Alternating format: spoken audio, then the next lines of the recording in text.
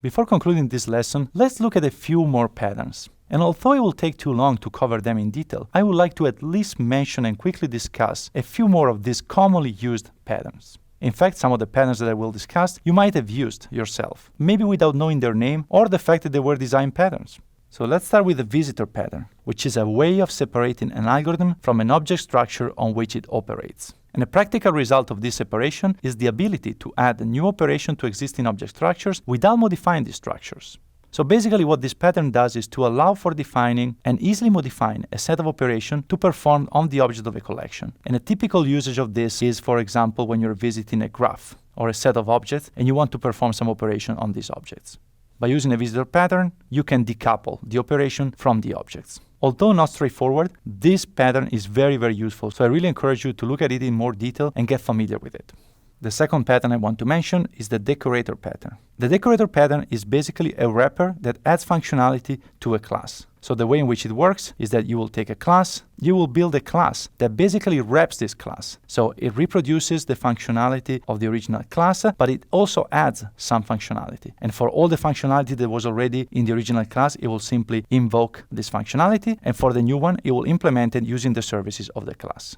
And a nice property of the decorator pattern is that it's stackable. So you can add decorators on decorators on decorators and further increase the functionality provided by your class. The iterator is another very commonly used pattern. And you probably use this one yourself because it's also part of many standard libraries. What the iterator allows you to do is basically to access elements of a collection without knowing the underlying representation. So the iterator will allow you to just go through a set of objects without worrying about how the objects are stored. So you basically just ask the iterator to give you the first object, the next object, and so on. Another very commonly used pattern is the observer pattern. And this pattern is very useful when you have an object of interest and a set of other objects that are interested in the changes that might occur in this first object. So what the observer pattern allows you to do is to register these objects so that they let the system know that they're interested in changes in this first object. And then every time that there is a change, these other objects will be automatically notified. So basically, the observer pattern allows for notifying dependents when an object of interest changes. If you want an example of this, just think about the file system and imagine having a folder. All the views of this folder will want to be notified every time that there is a change in the folder because they need to refresh. So instead of continuously checking the state of the folder, they will just register and basically say, hey, we're interested in knowing when something changes in this folder. And when something changes in the folder, they will be automatically notified. So it will be some sort of a push notification instead of a pull notification, if you're familiar with that terminology.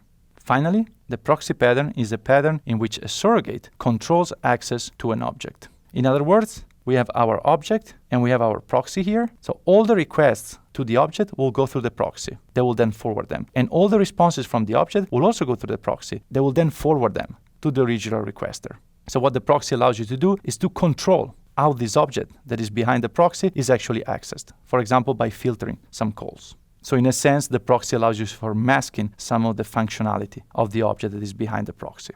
And there's many more useful patterns that can help you when designing and implementing a system. So once more, I really encourage you to have a look at the book, to look at resources online, and to really get more familiar with these patterns and to try to use them in your everyday work.